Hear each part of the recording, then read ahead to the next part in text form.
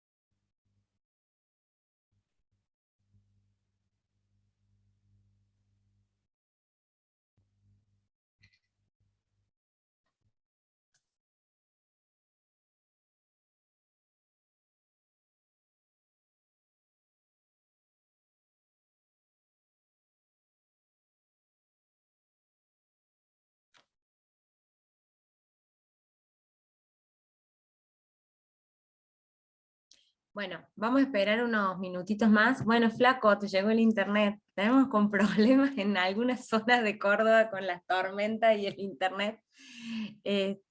Y empezamos.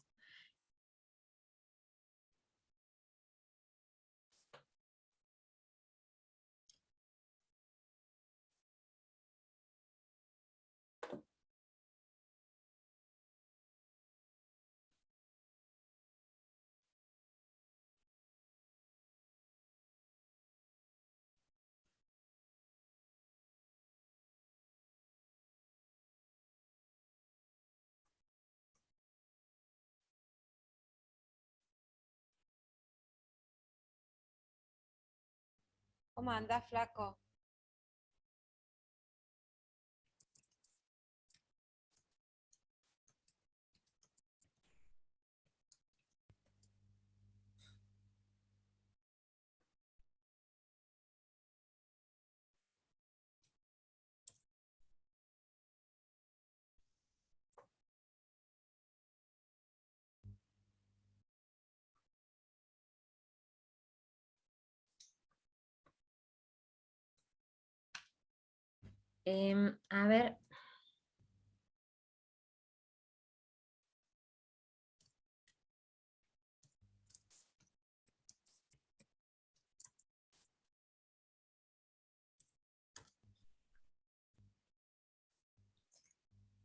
A ver, que Laura no puede habilitar el micrófono.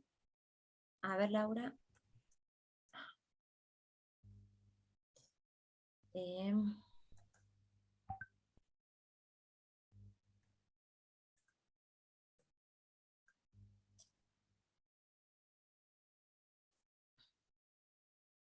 a ver, Laura, ahí podés.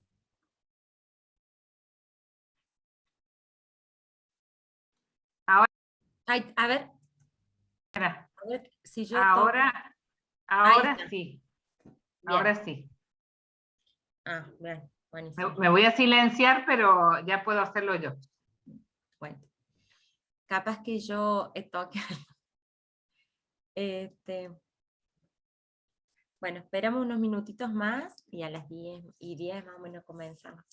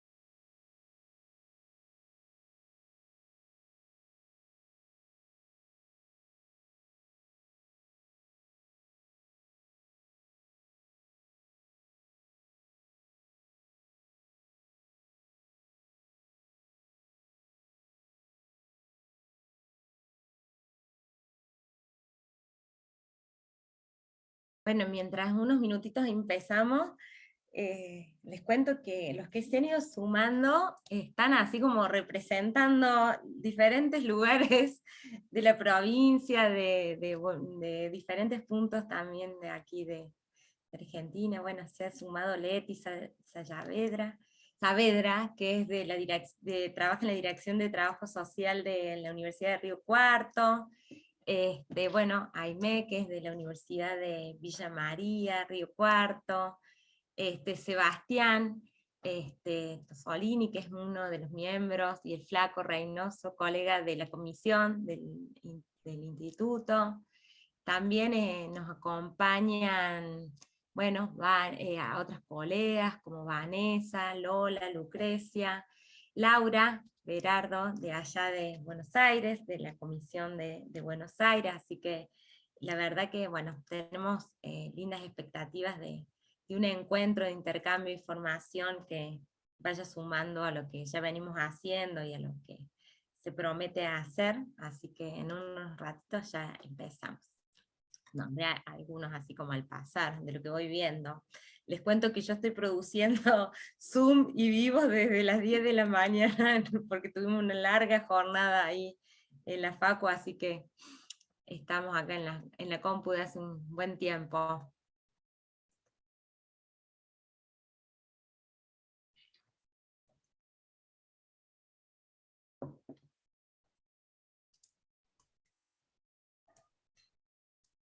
Es terrible todo lo que habilita la virtualidad.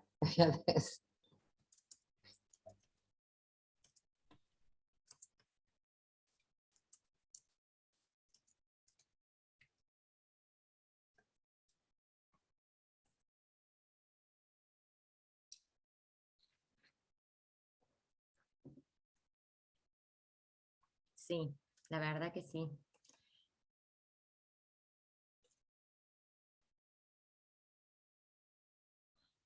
También, bueno, hay otras compañeras de la Universidad de Río Cuarto, María José Zapata. Qué bueno que nos encontremos. Aprovechemos la virtualidad en ese sentido de encontrarnos. Así. Bueno, si quieren, vamos comenzando.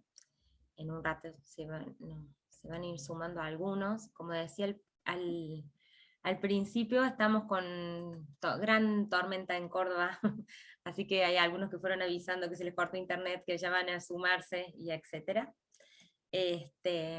Bueno, por ahí contarles brevemente que esta actividad de la comisión, a ver, voy admitiendo, de la Comisión de Inclusión y Desarrollo Social del Instituto Patria Córdoba, bueno, ha venido como trabajando algunos ejes y temas en este tiempo.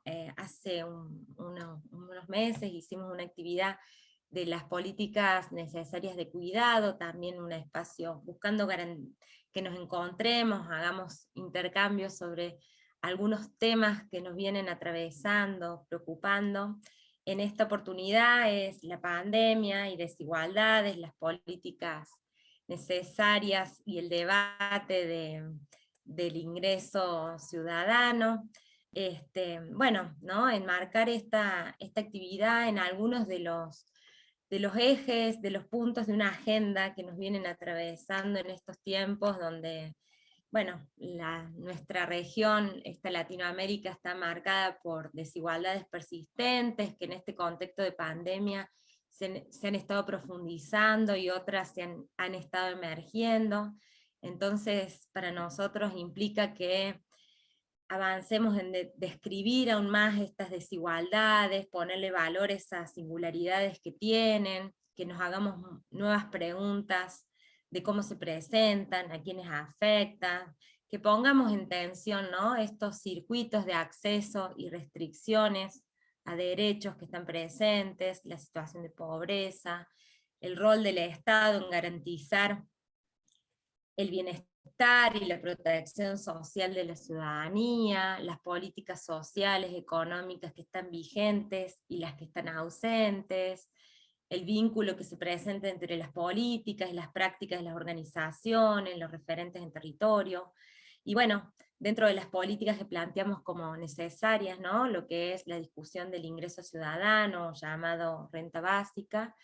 No es que vamos a abordar todos estos puntos ahora, pero bueno, son uno de los puntos de la agenda que nos vienen interpelando, y en este sentido hoy vamos a trabajar algunos de ellos, que bueno, nos acompañan dos colegas, trabajadoras sociales, que les presento, y la verdad que les agradezco su predisposición, generosidad con la que se han sumado a esta actividad. Sabemos que en estos tiempos hay muchas actividades, una sobrecarga de estos tiempos de pandemia, que bueno, vale la pena agradecerles varias veces por estar. Bueno, Silvina Cuella es docente de la carrera de Trabajo Social, miembro del equipo de investigación La politicidad popular en las actuales relaciones de reproducción.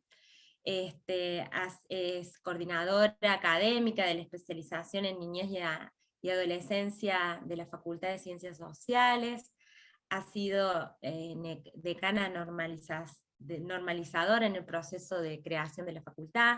Laura Garcés es docente, investigadora y secretaria de Extensión de la Universidad de San Juan. Es miembro de la Red Argentina de Ingreso Ciudadano. Bueno, ella viene siendo directora de proyectos de investigación del Instituto de Investigaciones Socioeconómicas de ahí de la facultad. También es vicepresidenta del Frente Grande de San Juan, e hice un breve resumen, espero que representativo de sus lugares y trayectorias. Bueno, invito a que primero intervenga Silvina, que comience su exposición, después Laura, y bueno, y estamos en un tercer momento invitados quienes se han ido sumando a realizar un intercambio. Le doy la palabra, Sil. Ahí. Gracias, Eli. Bueno, buenas tardes a todas y a todos presentes. Gracias por participar, gracias por la invitación. Es un gusto además compartir este espacio con gente tan querida y que nos encuentre también por fuera de los espacios académicos, mucho mejor. Cuando Eli nos hizo la invitación, lo primero ahí que pensé fue cómo aportar algunos datos que surgen fundamentalmente de dos procesos en el que he participado, que vengo participando. Son dos proyectos de investigación desarrollados en la Facultad de Ciencias Sociales. Uno de ellos es un proyecto institucional que se asienta en la Secretaría de Investigación, que a muy poco de iniciada la pandemia, la facultad propuso generar un proceso de conocimiento respecto del impacto de la pandemia en el acceso a derechos, a través del acceso a los servicios.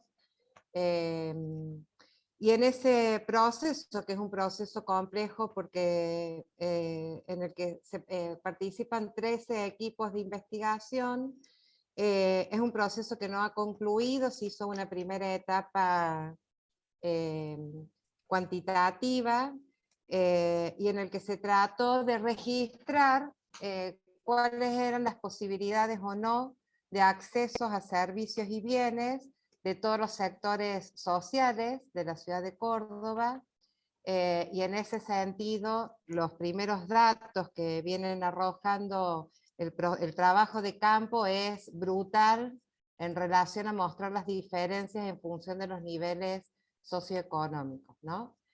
En ese sentido me parece que es un aporte importante que las universidades públicas tienen que hacer, porque bueno, sobre las desigualdades,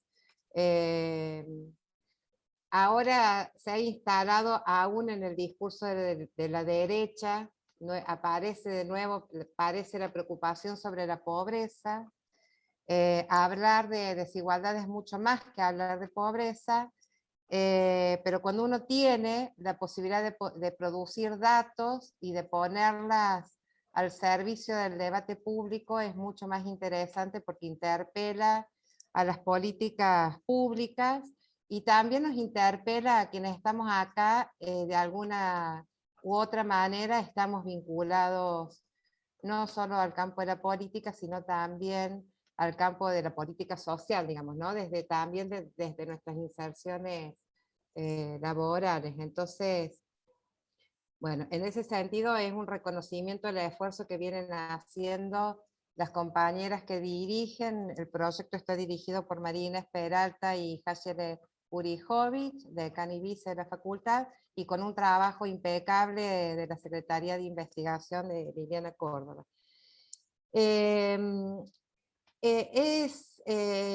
Los resultados que aparecen en esa investigación dialogan mucho, por otra parte, con una trayectoria también investigativa por el equipo de investigación en el cual participo. Soy codirectora, pero participo desde hace muchos años, y desde el 2010 venimos mirando o trabajando sobre la línea política y sectores populares, ¿no? Y particularmente la pandemia nos agarró queriendo mirar cuáles eran las actuales condiciones de reproducción de los sectores populares. Allí pasamos a tomar la categoría de sujetos que viven del trabajo,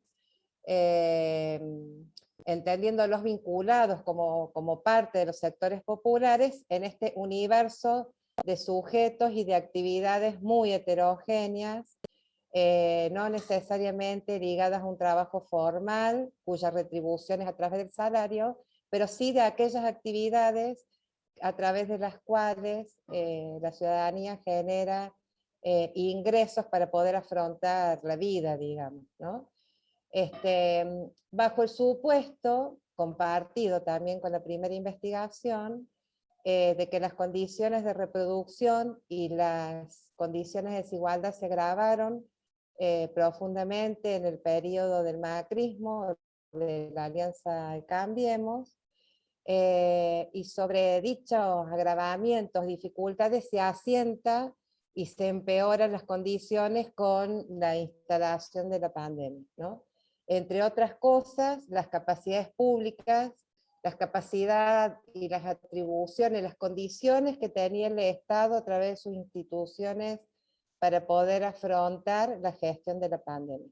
Ese es un supuesto que se confirma a lo largo de las dos investigaciones, en relación a que, bueno, ya nos encontrábamos muy mal respecto de algunos indicadores de acceso a todos aquellos bienes que hacen a las condiciones de vida.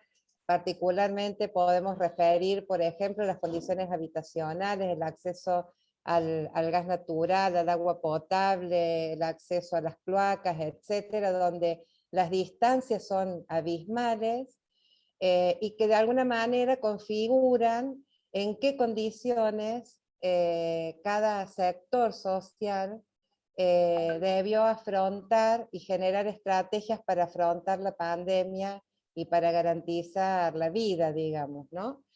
Y allí, para no hacerme extensa, digo, por poner en tensión algunos de los elementos, el acceso, venimos hablando del acceso a Internet, el acceso a los servicios de Internet, y el acceso a los bienes que permiten a través del Internet mantenernos conectadas y conectados con las tareas de trabajo, y las tareas educativas también muestran una importantísima desigualdad. Sabemos que los sectores más pobres, los sectores de ingresos bajos, medios bajos, son quienes han tenido mayores dificultades de garantizar el acceso a Internet y fundamentalmente el uso de los servicios más caros, que es el paquete de datos, las dificultades de acceder a los teléfonos celulares, que en su mayoría ha sido la estrategia para poder sostener la educación y el trabajo, y mucho más en relación a la cantidad de computadoras existentes en un hogar. Ahí vemos unas brechas importantísimas, que entre otras cosas se refleja, por ejemplo, respecto a la educación, las dificultades para el sostenimiento y la permanencia, tanto en la primaria como en la secundaria, de los sectores populares, ¿no? Con una distancia significativa respecto de los otros sectores. No supera al 57, no me acuerdo exactamente, pero el 53 y el 54% de niñas, niños y adolescentes que pudieron sostener de manera permanente su acceso a la, digamos, su continuidad en los procesos educativos, y esto además debiéramos poder pensar que junto con el acceso, digamos, lo que significa poder traducir la experiencia, el proceso educativo de pasar de un acto presencial con un conjunto de dispositivos que acompañan esos procesos, a un acto virtual en donde las condiciones materiales, pero también las trayectorias educativas familiares han tenido una fuerte incidencia en el sostenimiento y en, y en el producto, digamos, por decirlo rápidamente, del proceso, ¿no? Esto también nosotros lo hemos visto en los procesos educativos de las universidades públicas, particularmente si pensamos en nuestra facultad, la cantidad de pibes y pibas con dificultades para poder sostenerse frente a las dificultades de aquello que requiere poder manejarse con las restricciones que nos impuso la pandemia, y que ha significado un esfuerzo y una cantidad de combinación de estrategias para poder sostenerse en aquello que de alguna manera uno podría decir la ciudadanía podría sentir que lo tenía garantizado, por decirlo de una manera rápida, como es el acceso a la educación. Pero particularmente quería detenerme en relación al trabajo y a los ingresos, porque es lo que más se vincula con el título de lo que se pretende poner en discusión con este encuentro. Sabemos que la pandemia ha permitido volver a reinstalar la discusión del ingreso universal o la renta básica, o con distintas denominaciones. Laura es especialista en esto, pero lo cierto es que este debate es también consecuencia del reconocimiento de la crisis del trabajo, digamos, ¿no?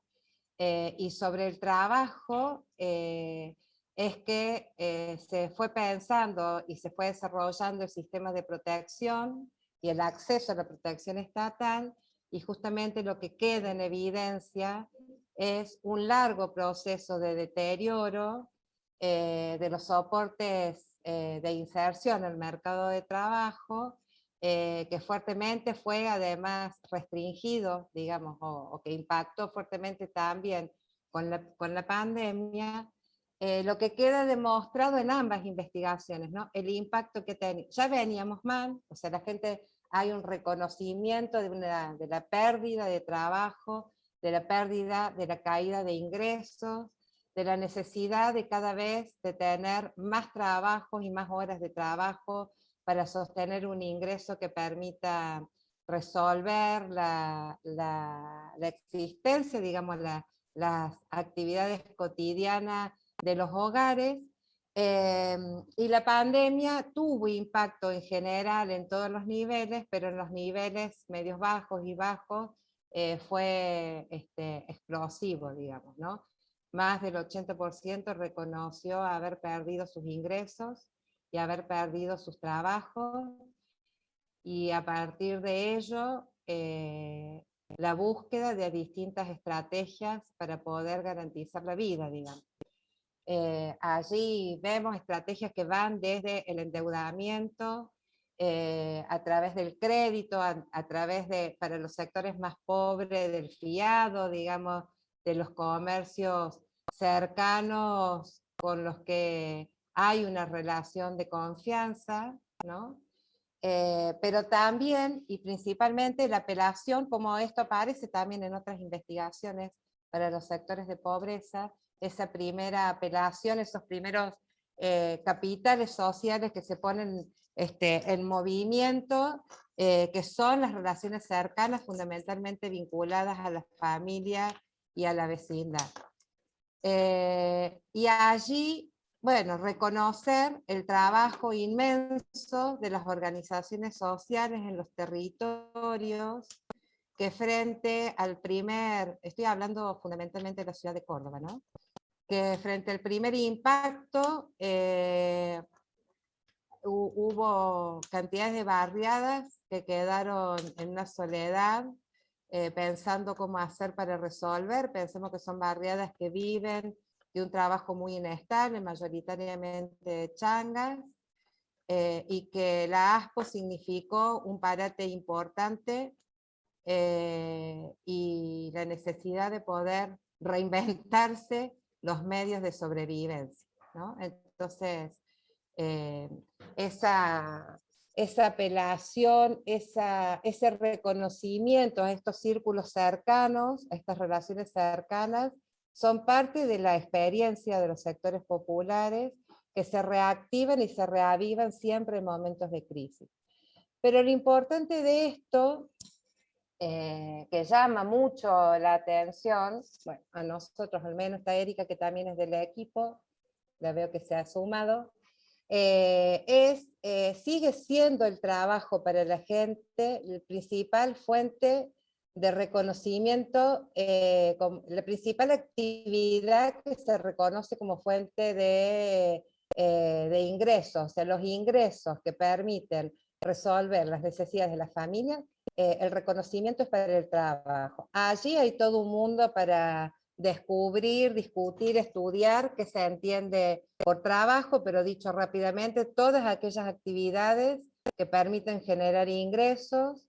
No es la idea vieja del trabajo, el trabajo formal con protección, sino ese conjunto de estrategias que sobre todo los sectores populares a lo largo de todos estos años, pero particularmente en la pandemia, debieron poner en funcionamiento para poder generar ingresos que no solo son monetarios, pero que son ingresos que se ponen en juego para los procesos de reproducción, ¿no? Y allí algo que es muy importante, pensando en las políticas, es difícil pensar en las políticas post-pandemia porque nunca nadie sabe cuándo empieza ese periodo de la post-pandemia, ¿no? Pero lo claro está es que la pandemia y estas etapas que nos permiten ir abriendo en distintas actividades nos ponen ante el desafío de poder pensar el impacto de la crisis del capitalismo, ¿no? Y de la pandemia en particular sobre esa crisis, y a partir de allí cuáles son los desafíos que tenemos en la discusión, en el debate y en la disputa pública política, y fundamentalmente pensando en los actos de gobierno. Allí entonces decimos que hay como dos grandes dimensiones para poder abordar la discusión. Las dimensiones que tienen que ver con las condiciones económicas, socioeconómicas, ligadas al trabajo, al ingreso, y ligado a las protecciones. Si el principal ingreso, si la principal fuente de ingreso es el trabajo, y hay un reconocimiento de la debilidad, de la fragilidad de lazos vinculados al mundo de trabajo, sabemos que cualquier crisis, cualquier situación que impacte en el trabajo, deja a mucha ciudadanía por afuera de la posibilidad de conseguir, a través de sus actividades, ingresos para garantizar la vida, ¿no? Entonces ahí tenemos un gran problema. Pero además, digamos, de poder pensar la política en términos socioeconómicos, también la pensamos en términos socioculturales.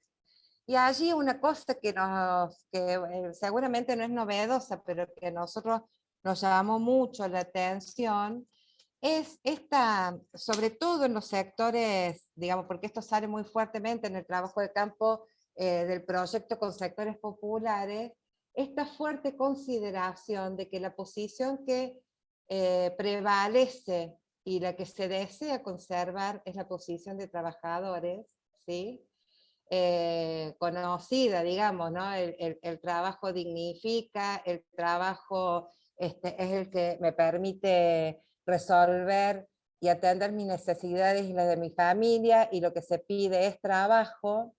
Esta fe, digamos, en la autovalía, a pesar de que la crisis del trabajo no es una crisis consecuencia de la pandemia, ni tampoco es una crisis de las consecuencias de la reconversión, por decirlo, de la fuerza de trabajo, digamos, es una crisis del mundo del trabajo, a pesar de que cada vez hay menos trabajo y en peores condiciones, aparece muy fuertemente en la cultura política de los sectores esta consideración de que se vive producto de los esfuerzos que se hace para poder vivir. Eso, digamos, está además asociado al embate ideológico respecto de la asistencia como derecho, ¿no? Cómo vuelven a aparecer en estos... Bueno, hay expresiones que son espantosas.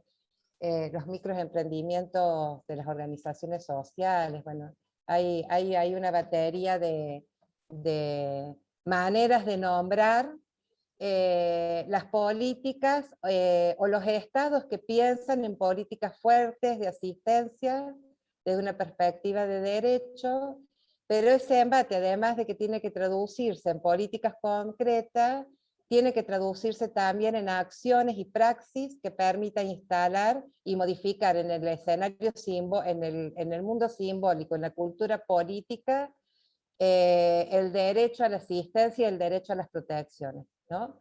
Sobre todo pensando que en el mundo popular, en esta diversificación de actividades ligada al trabajo como actividad que nos permite generar ingresos, hay un conjunto cada vez mayores de actividades ligado a la autogeneración de trabajo, no de empleo, ¿no? Allí podemos ubicar la cantidad de iniciativas, para no decir emprendimiento, de iniciativas de las organizaciones sociales y de sujetos individuales que reinventan actividades para poder generar ingresos, ¿no?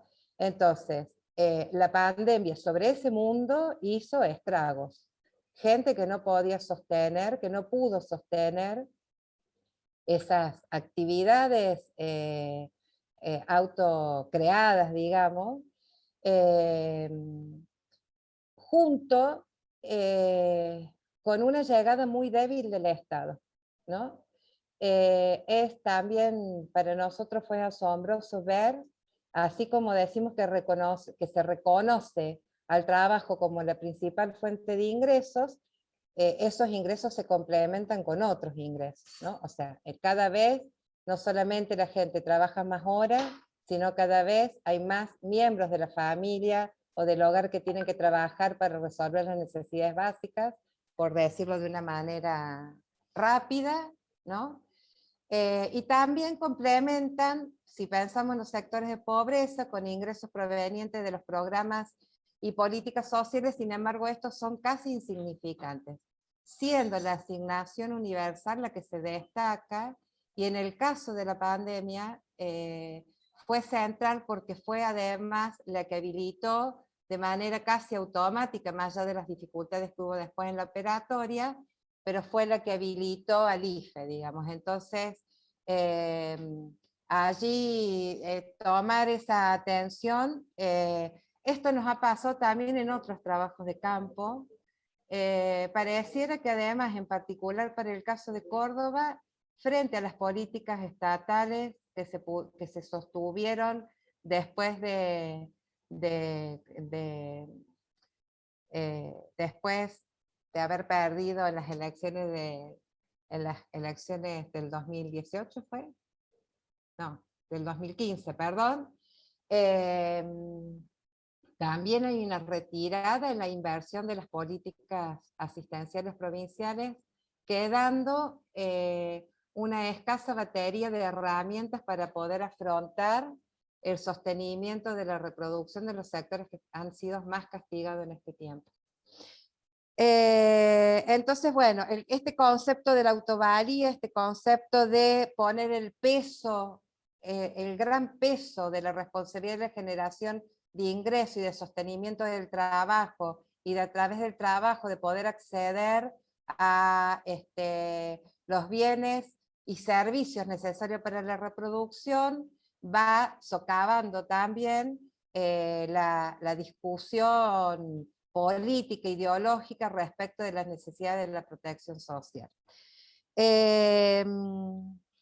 Por último, para sumar referidos a la investigación, como consecuencia de esto que estamos diciendo, es el trabajo la principal necesidad reconocida y objeto de demanda de los sujetos, de las personas que hemos entrevistado,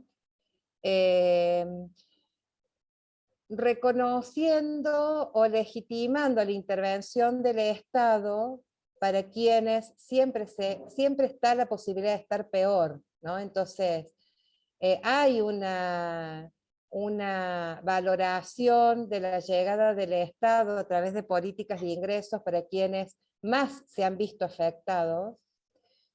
Sin embargo, nadie quiere ponerse en la posición de asistido. La posición es la del trabajo y la reivindicación sigue siendo la del trabajo, ¿no? Entonces, para pensar en las políticas post-pandemia, y tirar rápidamente, así pasa Laura y después podemos intercambiar, de esto también es autora Erika, ahí estuvimos pensando en una publicación del Ministerio de Desarrollo Social para pensar las políticas post-pandemia. Nos parece que hay dos ejes o dos líneas centrales que deben estar presentes en la construcción de las políticas, pensando el escenario, digámoslo, post-pandemia, que tiene que ver con la recuperación de la centralidad del territorio, sobre todo para los sectores populares, digamos, es en el territorio donde se despliegan la mayor cantidad de estrategias para la reproducción, de cuidado de la familia, pero también del cuidado de la comunidad. Es en el territorio donde se inventan y se reinventan formas para poder garantizar no solamente la sobrevivencia, sino para crear actividades que nos permitan generar ingresos, ¿no? Y muchas de esas actividades que generan ingresos también están asociadas a políticas de generar mejores.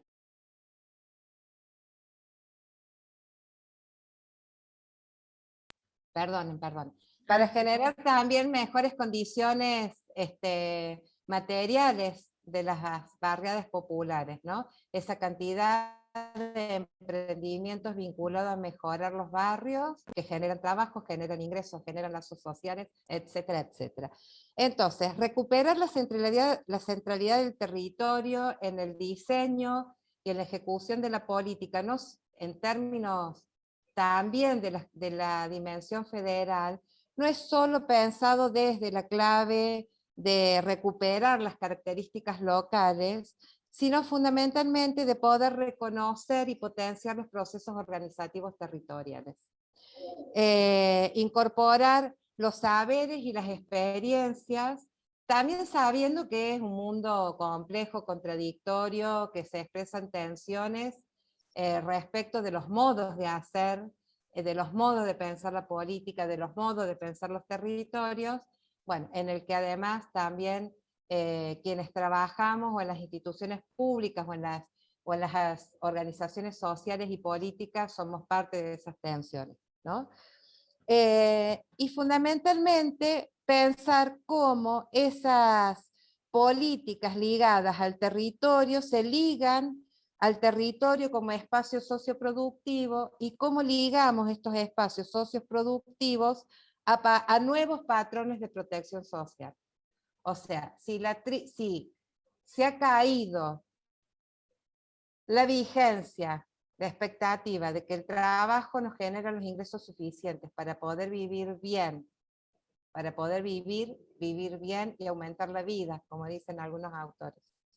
Pero además es el trabajo el que nos permite acceder a la protección, y es el trabajo lo que se ha caído, el trabajo en la forma de empleo, y aparece un mundo complejo en el que se ha podido recrear otras formas de generar ingresos, es necesario poder pensar esa matriz que se inicia en torno al trabajo, hay que volverla a pensar para poder pensar estas otras actividades que sean incluidas como parte de la protección social.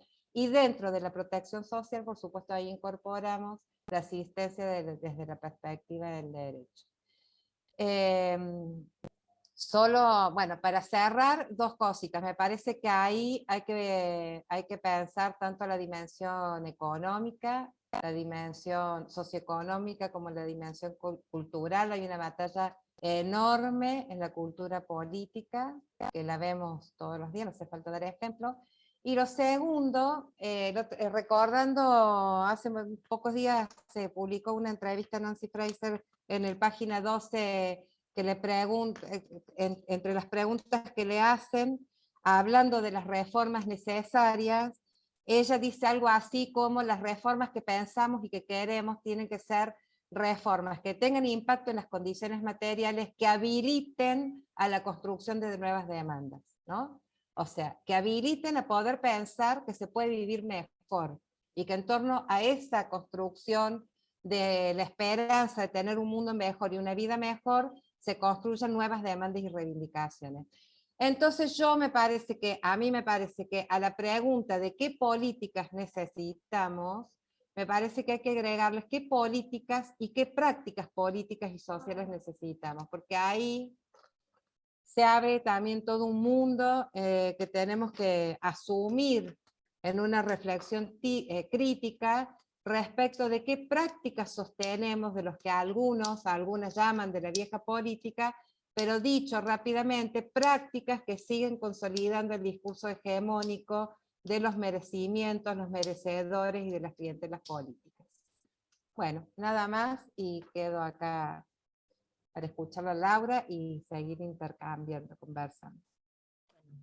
Bueno, bueno, seguimos con Laura y después estamos ahí anotando cuestiones para el intercambio. Quienes están participando vayan preparando comentarios, preguntas, ¿sí?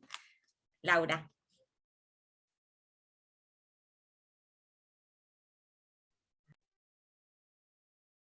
¿Ahí me escuchan?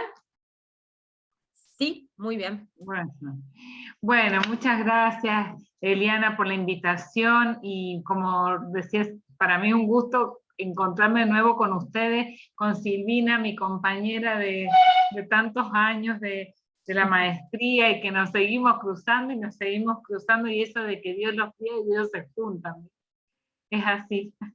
Y ahora encontrarnos en un espacio que atraviesa un poco cuestiones académicas, de investigaciones, pero un espacio político, un espacio que trasciende lo académico, me parece sumamente necesario hoy, ¿no? Hoy más que nunca, uno de los momentos más necesarios de discutir políticamente. Bueno, Silvina ha dado como un pantallazo de la situación post-pandemia, pero también haciendo alusión a cuestiones que se agravaron con la pandemia, pero que eran previas y que tienen que ver con desigualdades que no son solo económicas. Ahora yo, con la propuesta del ingreso ciudadano, me voy a detener especialmente en esa desigualdad en la distribución de la riqueza, no desconociendo, mucho menos negando otros tipos de desigualdades, pero sí la propuesta del ingreso ciudadano apunta a un tipo de desigualdad, que después tiene consecuencias en otros espacios de desigualdad o en otras esferas de desigualdad, pero que básicamente atiende la desigualdad en la distribución de los ingresos. La propuesta del ingreso ciudadano es vieja, en los 80 en realidad hay propuestas desde 1776 de redistribución de la tierra. Thomas Paine fue un autor que planteó en Inglaterra la propuesta de redistribución de la tierra, y se toma, en el caso del ingreso ciudadano, como un antecedente de propuesta redistributiva universal, pero como discusión de renta básica o ingreso ciudadano, como se trajo con ese nombre Argentina, es de los 80, ¿no? Entonces, ya en el 86 se crea la primera red europea y después en el 2004 se crea la red internacional, la BIEN, que es Basic Income Earth Network. Y de esa red empezamos a formar parte en Argentina en el 2004, pero ya a fines de los 90, dos economistas, Alberto Barbeito, que ya no vive, y Rubén Lobolo, traen la propuesta argentina porque ellos participaban de esa red europea. ¿Qué ha pasado con la renta básica o el ingreso ciudadano? Y que la pandemia la pone como en el tapete, la pone en el centro de la discusión, porque se agudiza algo que ya veníamos diciendo hace rato, muchos y muchas, que recién algo planteó Silvina, que el empleo, como lo habíamos conocido, o el trabajo en sentido clásico, ya no podía dar respuesta, y la pandemia, por supuesto que eso lo deja totalmente claro, no puede ser el único medio de garantía de ingresos, ¿no? Entonces, el ingreso ciudadano universal, o la renta básica, empieza a ponerse en discusión. Ahora, ya vamos a ver que no todo es lo mismo, ¿no? Ingreso básico, ingreso universal, renta básica, ingreso, ¿qué otra forma? Ingreso mínimo vital, como se ha implementado en Europa. Después vamos a ver cuáles son las características para distinguir si estamos hablando de lo que estamos hablando en este caso, que es la propuesta del ingreso ciudadano universal o renta básica universal. Hasta el Papa, digo, habla en estos términos, pero no todos estamos hablando de lo mismo. En dos palabras, las características más importantes es que, bueno, se trata de un ingreso básico, universal e incondicional, otorgado a todos los ciudadanos y ciudadanas de un país por el solo hecho de serlo. Y ahí con la salvedad de, por ejemplo, qué pasa con los inmigrantes, y hay discusiones que, bueno, que si se les exige un cierto mínimo de residencia, cuál es ese tiempo de residencia, pero en principio todos los habitantes de un país que tengan ciudadanía o tanto tiempo de residencia, y una característica que tiene el ingreso ciudadano es que se garantiza ex ante. Quiere decir, antes de que aparezca la situación de desempleo, antes de que aparezca la situación de pobreza, como una medida preventiva de sostenimiento de ingresos. Y otra cosa importante es que no constituye un techo, sino un piso de garantía de ingresos sobre el cual las y los ciudadanos comienzan a acumular, o a sumar, mejor dicho, porque acumular suena como mucho, en general eso no es. Eliana, te ha quedado el micrófono abierto. Bueno, no sé si me vas a escuchar. Ahí está. Te ha quedado el micrófono abierto, me parece, ¿o no? No sé si eras vos. Ah, no eras vos, entonces era alguien. No, estamos con un problema con un troll ahí. Que no sé Ah, cómo sacarlo. Mira vos, bueno, pasa de todo en esto. Los otros días me invitaron a un conversatorio y a mí no me tocaba hablar, y andaba mi hijo por ahí, yo le daba indicaciones de madre, y estaba con el micrófono abierto, y se enteró todo el país de las indicaciones que le daba de madre a mí. No, pero lo tenía apagado el micrófono, por eso. Bueno, se escuchaban unos ruidos y yo creía que era cosa. El principal fundamento filosófico del ingreso ciudadano es que las personas no pueden ser libres. Esta es una mirada republicana del ingreso ciudadano, ¿no? De la filosofía política republicana. Las personas no pueden ser libres si no tienen garantizada su existencia material. Y esa existencia material garantizada políticamente, ¿no? Porque posibilita mayores niveles de libertad y autonomía. No estamos diciendo la libertad y la autonomía, sino mayores niveles en sociedades capitalistas de consumo, donde la satisfacción de las necesidades es a través de la compra y venta, de la compra de servicios y bienes. Entonces, no implica que haya, y una cosa que muchas veces se lo critica el ingreso ciudadano, es que no implica mayores niveles de individualidad necesariamente, sino que, garantizada la existencia material, podríamos pensar en impulsar distintos proyectos colectivos, ¿no? Ahora, ¿cuál es el punto de partida? ¿Dónde estamos parados cuando nosotros decimos, bueno, la propuesta del ingreso ciudadano hoy es más pertinente y necesaria e indispensable que nunca?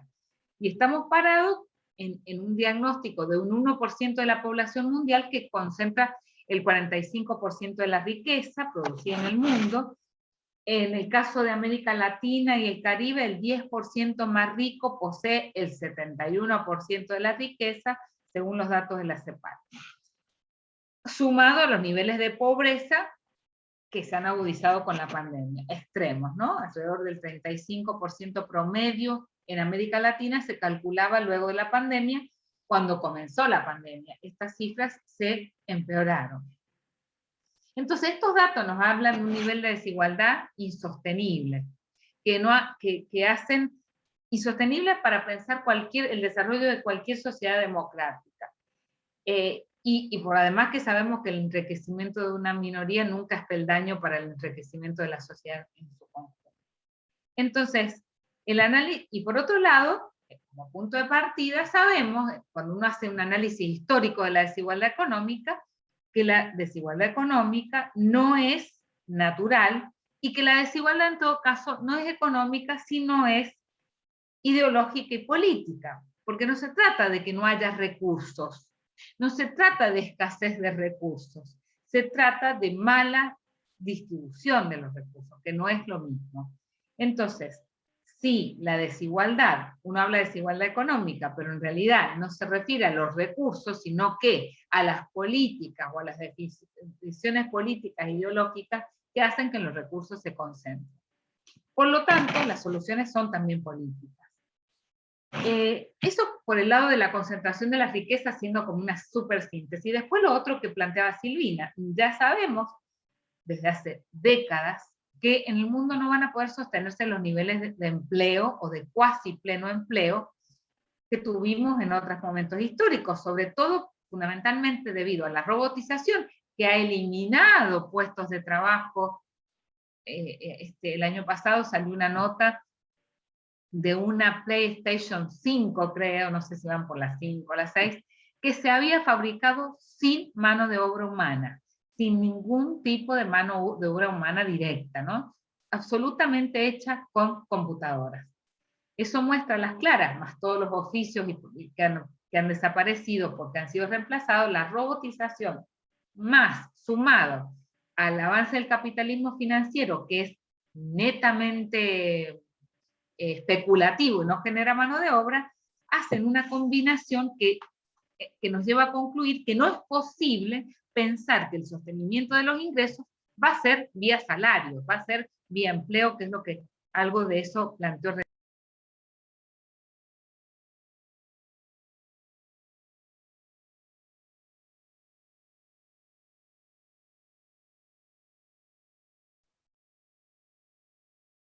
Eddie.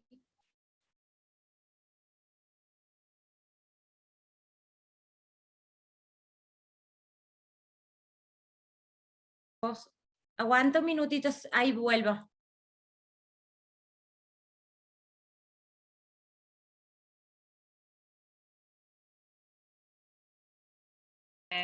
Me fui y volví, ahí me escuchan.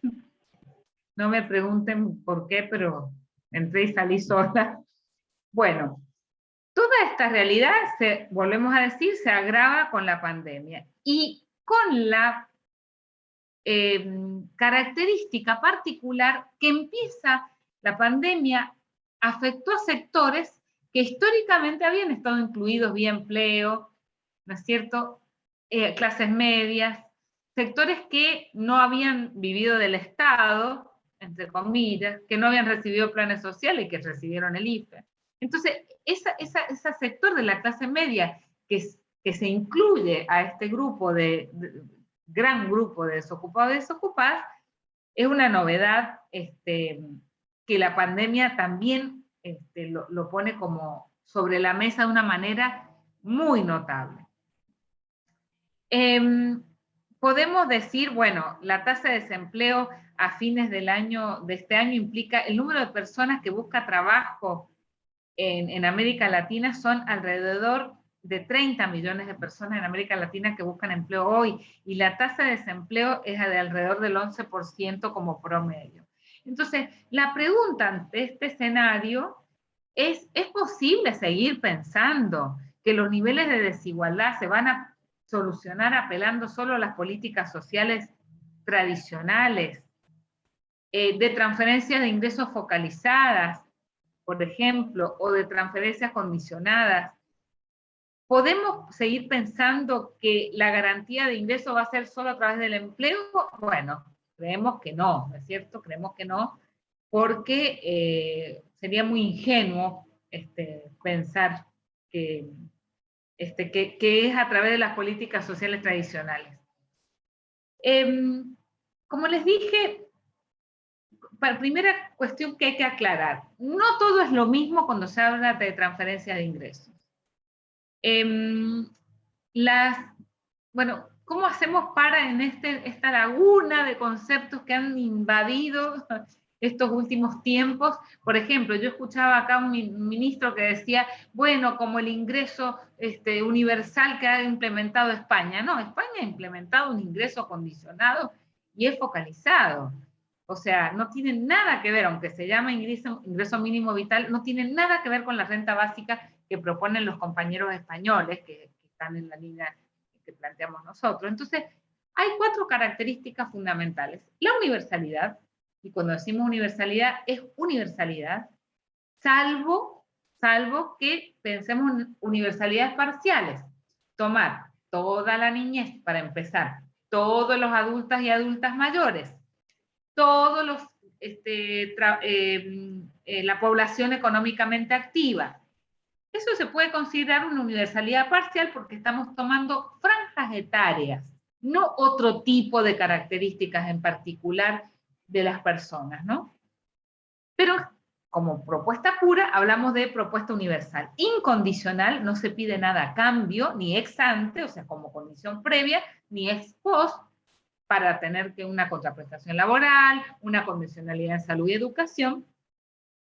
Es preventiva, dijimos antes, porque se otorga previo, o sea, no está esperando que aparezca la situación para apagar el incendio, sino que lo que pretende ser una política estable de sostenimiento de ingresos, de manera tal que cuando ocurra algo como nunca lo hubiéramos pensado, una pandemia, la población del mundo hubiera estado cubierta. ¿Qué pasó? Tuvieron que salir todos los estados a reforzar o a diseñar a lo mejor por primera vez políticas de transferencia más universales.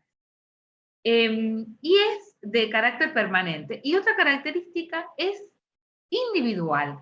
No se otorga a las familias porque es independientemente de la situación familiar. Como es a la ciudadanía, no importa, ¿no es cierto?, si yo tengo hijos o no tengo hijos. El sujeto son las y los ciudadanos que, por supuesto, independientemente de cómo se conforma su familia, así como independientemente si tienen o no empleo. Y ahí con el tema del empleo y del trabajo ya me voy a detener porque es un capítulo muy importante cuando hablamos de ingresos ciudadanos. La universalidad únicamente, ustedes me podrían decir, bueno, pero ¿cómo es, Laura, que es universal y le damos a las personas que tienen altísimas concentraciones de riqueza? O sea, ¿cómo es que le daríamos a Amalia Fortabat, que ya se ha muerto, y yo siempre la ponía de ejemplo y ahora me tengo que buscar otro ejemplo? ¿Cómo es que le damos a Amalia Fortabat y bueno, ahora Roca sería, Techín, qué sé yo, bueno, tantos, los innombrables para muchos, ¿no? Y bueno, justamente porque la universalidad únicamente se podría implementar si el financiamiento de esa universalidad es progresivo. O sea, si esta renta básica está financiada con impuestos a la riqueza, a los bienes suntuosos, a la herencia, a la polución, o los impuestos verdes, a las regalías por la explotación de los recursos naturales. O sea, el financiamiento es progresivo y quienes más tienen, más van a aportar ese ingreso ciudadano. En España han hecho, el año pasado, los compañeros españoles hicieron un estudio tomando solo modificando el impuesto a las ganancias en España, que tiene otro nombre, IFR, bueno, no importa, una sigla, es el impuesto a la ganancia, equivalente al impuesto a la ganancia nuestra, modificándolo y haciendo más progresivo, o sea que los sectores mayores de ingresos paguen más. El cálculo que hicieron recibiendo todos una renta básica es que el 80% de la población ganaba, o sea, a sus ingresos le sumaba entre el 70 y el 80, pongamos el 70, le sumaba a la renta básica sus ingresos vía empleo, trabajo informal, lo que fuere. Un 10% la renta básica le es indiferente porque lo que paga más de impuestos lo recibe como renta, y el 20% de la población pierde. ¿Qué es, si se fijan? Siempre esas porciones de la población que pierden son mínimas, porque en realidad no pierden, pierden en relación al ingreso, porque van a aportar más en impuestos, no es que pierdan en sus negocios, estamos hablando comparativamente lo que reciben de ingresos y lo que aportan de impuestos, aportan más, y son ellos quienes sostienen. Cuando digo ellos es muy general, porque ahí pueden ser multinacionales, bueno, acaba el G20 de definirse en relación a ese impuesto a las multinacionales, son multinacionales, son los más ricos de un país, o son los sectores más ricos de un país, o las grandes empresas. Entonces, la universalidad únicamente se entiende, por eso una de las cuestiones más interesantes que tiene el ingreso ciudadano es que articula la política social con la económica, la social, que es una transferencia de ingresos, con la política económica, fundamentalmente la política tributaria, porque si nosotros no nos preguntamos como personas del mundo de la política o de las ciencias sociales, los que estamos acá que venimos de ese campo, o de la política en general, no les preguntamos de dónde sale la bolsa, de dónde sale el financiamiento de las políticas, y solo nos preguntamos cuál es la política y a dónde va dirigida, hay una parte que nos estamos perdiendo del análisis, que es fundamental, porque es la parte que nos explica si hay redistribución o no. Porque si las políticas, como las actuales o las transferencias, van a ser financiadas fundamentalmente por impuestos regresivos, es lo que en San Juan se dice, no sé si ustedes lo usan, una engaña pichanga, decimos nosotros, o sea, sacamos de una bolsa y metemos en la misma, ¿no es cierto? O hay una redistribución porque la transferencia es focalizada, pero no es una verdadera redistribución, y porque en realidad el centro sigue siendo la pobreza y no la riqueza. Y el foco no se pone en la riqueza a la hora de diseñar política. Entonces, la propuesta del ingreso ciudadano es mirarlo al revés, mirarlo por abajo, digamos, el perro y no por arriba.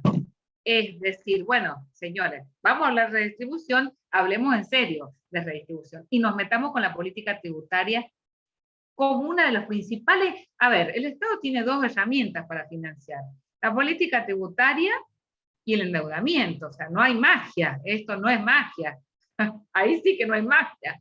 ¿Es el endeudamiento o es la política tributaria? Y si queremos hacer redistribución, es la política tributaria uno de los principales, no digo que es el único, pero uno de los principales instrumentos de redistribución. Y eso es lo que tiene esta transferencia, que lee estas políticas de manera integrada, como un sistema integrado de transferencia.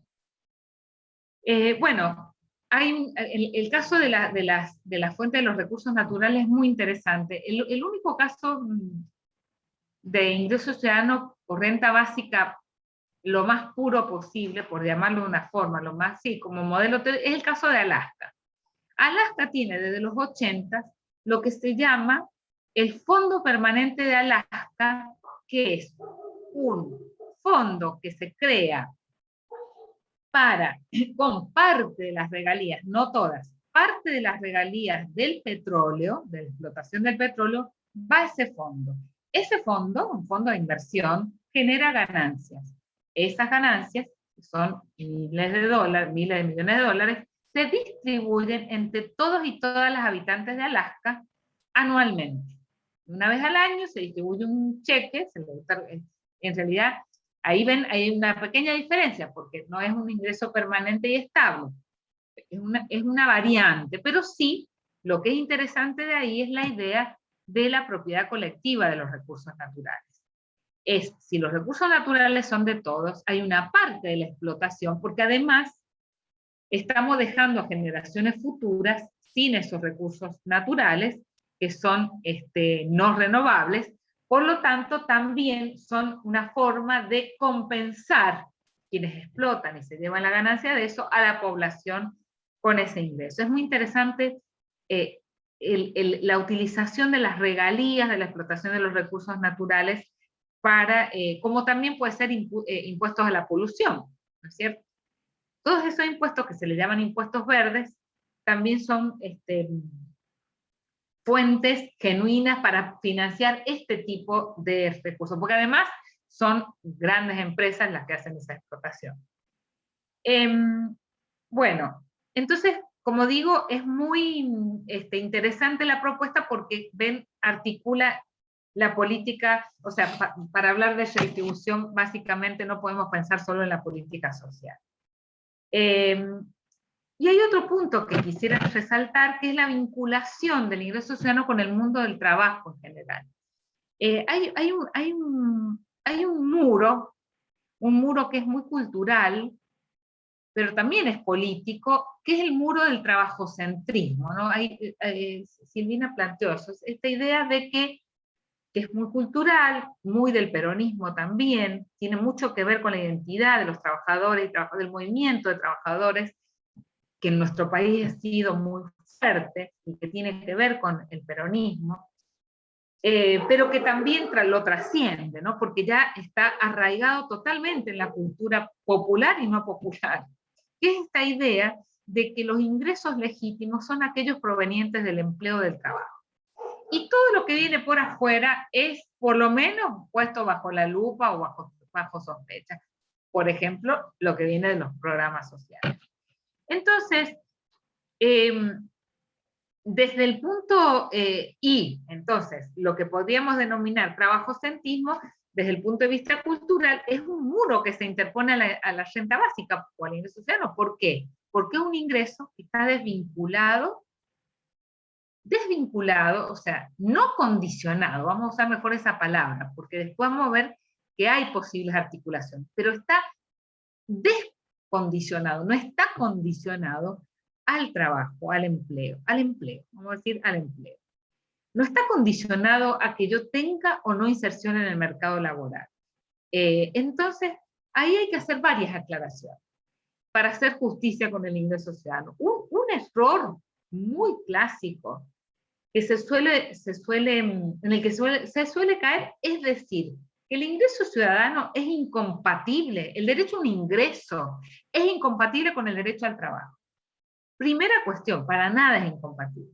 Nadie está diciendo que es justamente al no ser condicionado, no tengo que elegir entre trabajar y recibir el ingreso, típico caso de trampa del desempleo. O sea, yo para recibir una transferencia tengo que estar desempleado. Entonces, yo, ser racional, ustedes, seres racionales, Juan, María o Pedro, seres racionales de cualquier estrato social, de cualquier sector social, si yo tengo que elegir entre una transferencia mínima, pero estable, segura, que me permite planificar mi vida familiar y saber que mínimamente tengo garantizada la alimentación para mis hijos, y un empleo, cuasi empleo, en condiciones de cuasi explotación muchas veces, precario, y que sé que me puedo durar 1 mes, 2 meses o 3 meses, cualquiera de nosotros en condiciones de salud o de, no sé, no quiero usar palabras que puedan herir susceptibilidades,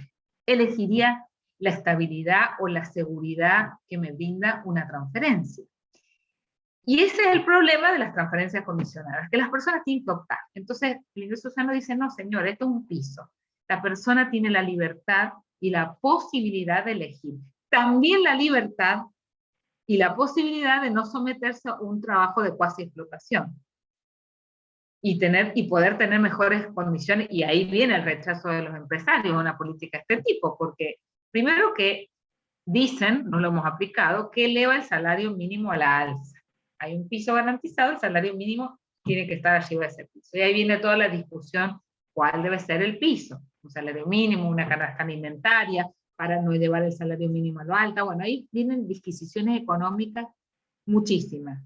Pero lo cierto es que la persona no tiene, entonces, no tiene que optar. Por lo tanto, no es incompatible con políticas activas de empleo, con políticas de industrialización, con políticas que eleven los niveles de empleo actuales, con políticas de generación, de fortalecimiento de las economías regionales, con políticas de inversión en la obra pública para generar empleo. O sea, de ninguna manera es incompatible.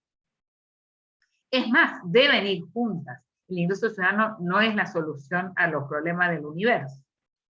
Entonces, debe convivir con políticas, por ejemplo, que fortalezcan o apuntalen a la economía social.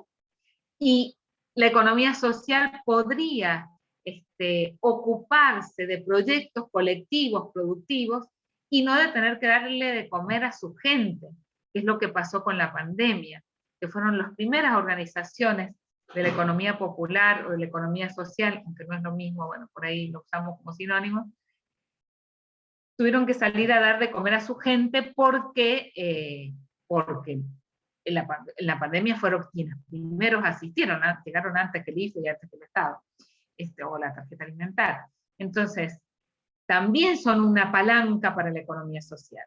Entonces, el ingreso ciudadano no se opone al trabajo. En todo caso, sí se opone a la explotación, el trabajo en condiciones de explotación. Otra cosa, como para ir terminando, ¿qué favorece el hecho de que sea universal? No me olvidé decirlo. Y el hecho de evitar esta estigmatización entre los planeros y no planeros, los que trabajan y no trabajan. Eso es fundamental, porque es complicado cuando el gobierno dice, yo a veces lo escucho al presidente decir, hay que asociar los planes de empleo al trabajo. Esa frase esconde el supuesto de que los que reciben planes no trabajan. Y está absolutamente probado que los que reciben planes trabajan, no tienen empleo, pero trabajan. Y hay estudios en la CEPAL y en América Latina, en Argentina, de que quienes reciben planes trabajan. ¿Cómo? Y tareas de cuidado, tareas de cuidado en sentido muy amplio, todo lo que se incluye, trabajo comunitario, trabajo voluntario, changas, jardinería electricista, o hasta artistas, trabajo artístico, trabajo voluntario. O sea, el trabajo, y eso es algo importante que me estaba olvidando decir, en la concepción del trabajo para el ingreso ciudadano es el trabajo en sentido amplio, no el empleo. El trabajo, y ahí entran todos estos trabajos que, o sea, ¿quién puede decir que una sociedad se sostiene sin trabajo doméstico, sin trabajo de cuidados en sentido amplio, sin el trabajo voluntario, sin el trabajo artístico? No se sostiene. La pandemia lo mostró. O sea, la pandemia mostró que el mundo se pudo encerrar porque hubo quienes cuidaban y hacían el trabajo de cuidado, el trabajo doméstico en general.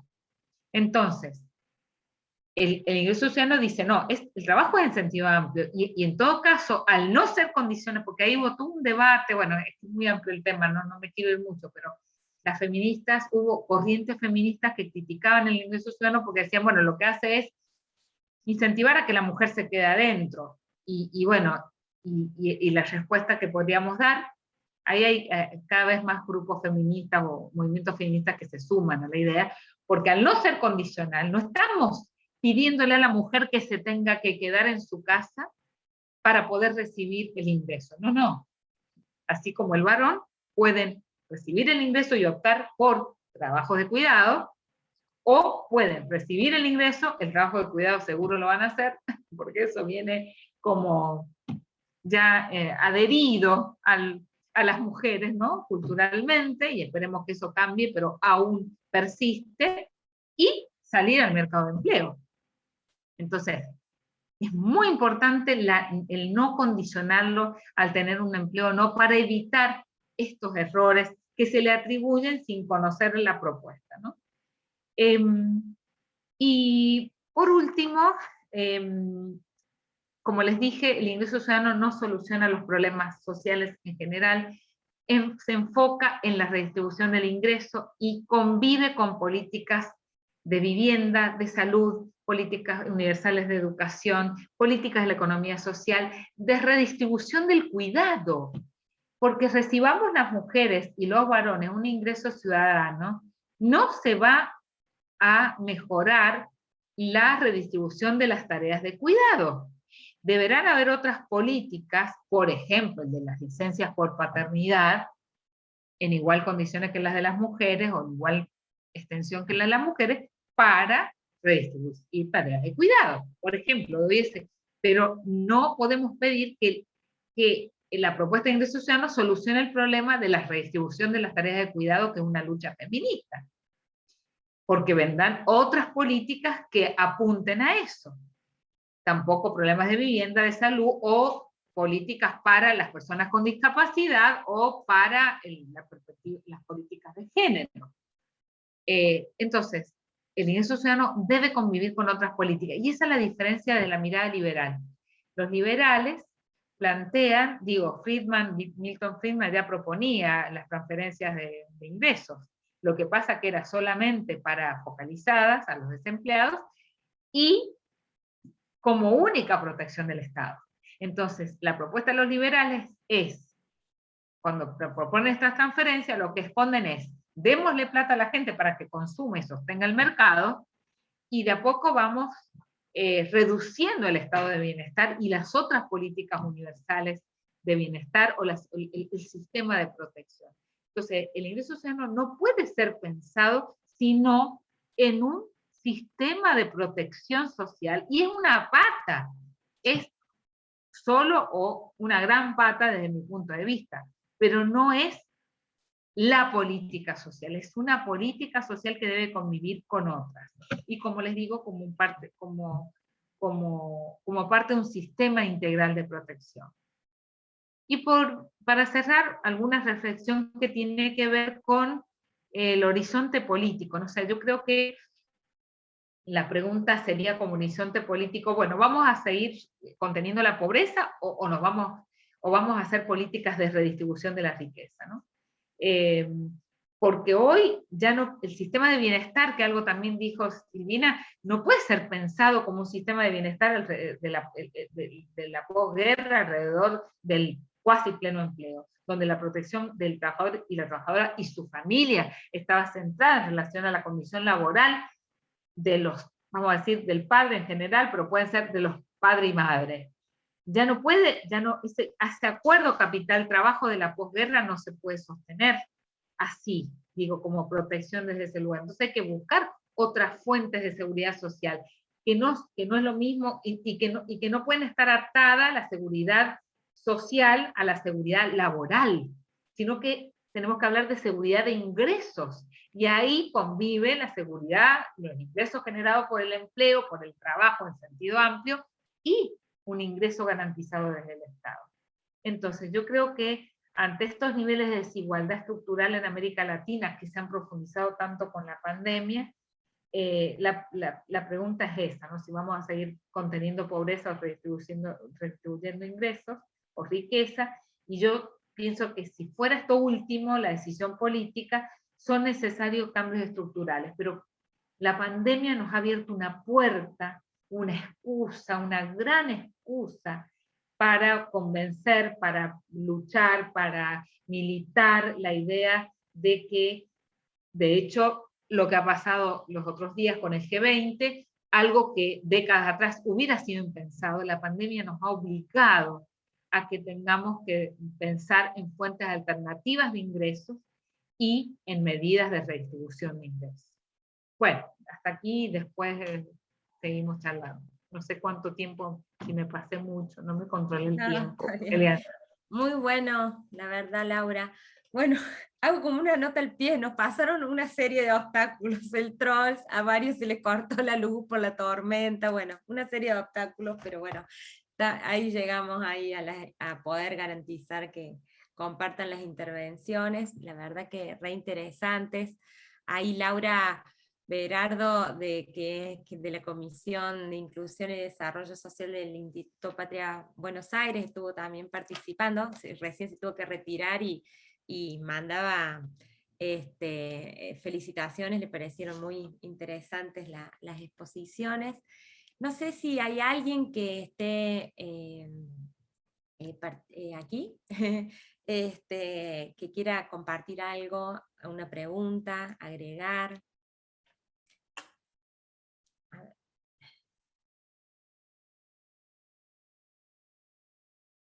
No sé, a ver si están, como están no sé, enmudecidos, si hay alguien que me levante la mano.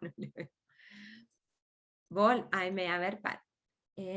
a ver, estoy muy... Ahí está. Ahí me desmutié, me autodesmutié. Muy bien, gracias. Tengo una consulta, porque en realidad en los debates sobre los ingresos universales y ciudadanos, a mí me surge una pregunta que por supuesto va por tal vez una cuestión profesional en el orden de lo político, ¿no?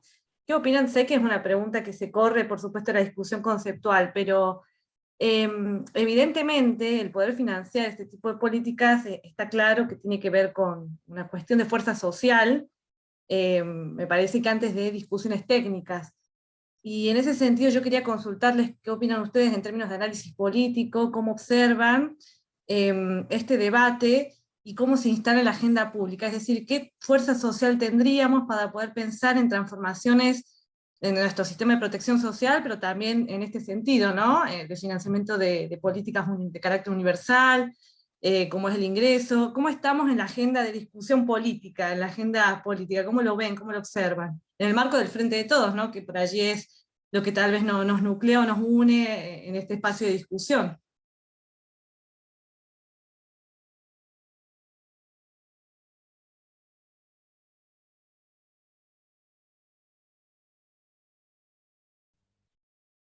Bueno, Silvi, Laura. no sé. Me parece que está como congelada. Eh, yo creo que, bueno, las condiciones son, bueno, primero, a mí me parece que es lo que decía Laura respecto a que la pandemia nos abre una oportunidad, eh, es es estratégico poder tomar eso, digamos, ¿no? Y eso se refleja en cómo se han multiplicado los espacios a partir de los cuales se discute, ¿no? Este concepto que, como dice Laura, no es nuevo, pero que le ha dado una dinámica, eh, me parece que le ha dado como un empuje. Claramente yo creo que el contexto es complejo, digamos, pero bueno, nunca hemos tenido nunca hemos tenido los mejores escenarios para poder pensar en avanzar con derechos, digamos, y en ese sentido me parece que está muy bueno poder promover los debates y también poder medir que no es lo mismo discutir en el espacio académico que las discusiones que se dan cuando uno está en los lugares donde se pueden tomar decisiones. Pero si no hay una fuerza social que esté ahí expresada, tensionando, es más difícil todavía. Me parece que en ese sentido hay toda una tarea por seguir promoviendo más espacios de discusión para ir ganando más fuerza social en el debate, digamos, ¿no? Esto que dice Laura respecto de cómo se van sumando, por ejemplo, organizaciones feministas al planteo, cuando en un comienzo había mucha resistencia. Bueno, es el trabajo que hay que hacer, digamos.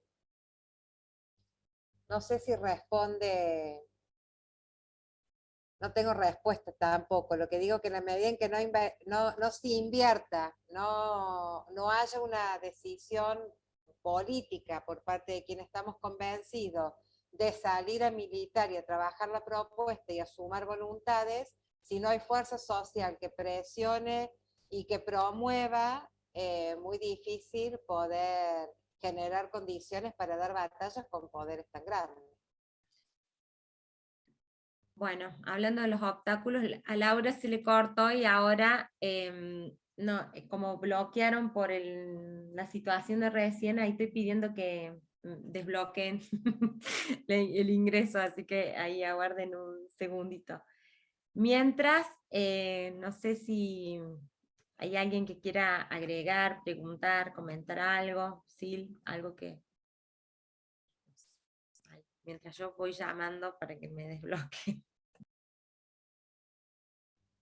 No, yo solo completar en relación a la pregunta, me parece que en ese sentido ahí tiene que haber un fuerte compromiso de formación, ¿no? Porque uno le escucha a Laura que tiene un recorrido tan grande respecto de la propuesta, que seguramente ellas están en mejores condiciones para defenderla en distintos espacios donde se pone en discusión. Entonces, me parece que allí hay una tarea muy importante de formación, en el sentido de estudio de la propuesta, de poder encontrar los mejores argumentos que de una manera tan sencilla, con la complejidad que tiene, como lo expresó Laura, que hay que asumirla y promoverla. Pero bueno, o sea, a ver qué otras intervenciones puede haber.